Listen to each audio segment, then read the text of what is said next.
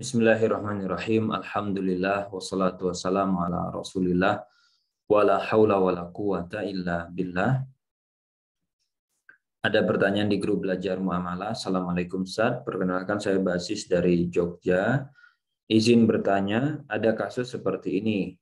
Pertama, misal saya sebagai penjual menjual barang A dengan harga 10.000.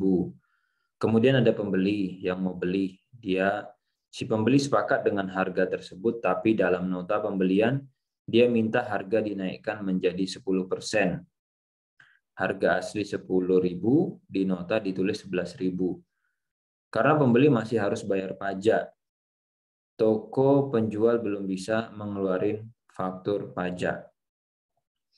Apakah saya selaku penjual boleh memberikan harga dalam nota itu menjadi 11.000 meskipun uang yang saya terima hanya 10.000 dengan alasan dari pembeli harus membayar pajak PPN 10%? Dan bagaimana solusinya? Yang kedua, kasusnya mirip dengan yang pertama. Ada pembeli karyawan dari perusahaan yang beli barang di saya dengan harga 10.000. Tapi dalam nota dia minta ditulis 15.000 dengan alasan biaya operasional atau yang lain. Maka bagaimana hukum dan solusinya? Yang ketiga, bagaimana hukumnya memberi fee marketing atau bonus ke karyawan suatu perusahaan yang telah berhasil menjualkan produk saya ke perusahaan dia. Misal saya bekerja sama dengan salah satu karyawan perusahaan untuk memasarkan produk saya di perusahaannya. Jika barang terjual, saya bisa memberikan fee ke karyawan itu dengan cara bonus dari penjualan atau juga dengan cara harga yang saya nota, saya lebihkan. Mohon solusinya, Ustaz. Baik. Yang pertama, kalau kita terima uang 10, kita tulis 11, kira-kira bohong atau jujur?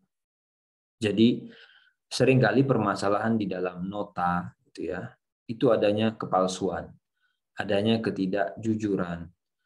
Artinya apa? Ya, kita terimanya 10 kok. Kok malah ditulis 11 gitu ya. Adapun alasan kayak dia harus bayar pajak dan seterusnya, itu dilakukan, diupayakan dengan teknis-teknis yang tidak melanggar syariat. Ya, jadi kalau kita cuma terimanya 10, jangan tulis 11. Ya dia yang bereskan. Ya cari tahu gimana teknisnya supaya bisa bayar pajak tanpa dia harus kamuflase, tanpa dia harus melakukan penipuan ataupun pemalsuan semacam ini. Terus yang kedua sama. Yang kedua, karyawan dari perusahaan yang belanja, itu dia hanya wakil. Nggak boleh kemudian dia beli barang harga 10.000, minta tulis 15. Alasannya operasional dan lain-lain. Operasional itu udah dibayar kok sama perusahaan dia. Kalau nggak dibayar, dia minta sama perusahaan dia. Nggak boleh dia kemudian minta ubah notanya atau minta nota kosong nanti diisi sendiri. Nggak boleh. Haram bagi dia. Dia karyawan, dia wakil. Maka yang harus dia lakukan adalah kalau kurang komisinya minta sama perusahaan dia gitu loh.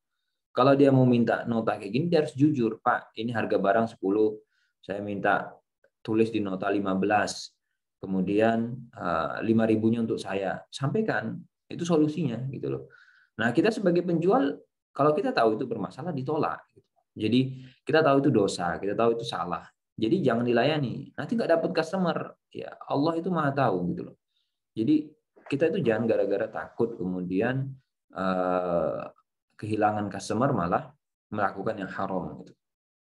Ini solusinya tadi, suruh jujur gitu. Ya mulai dari customernya jujur, kita juga harus jujur. Yang ketiga, karyawan gitu ya. Karyawan di suatu perusahaan itu berarti dia wakil dari perusahaan itu. Kalau kemudian kita melakukan cara-cara ya, untuk apa?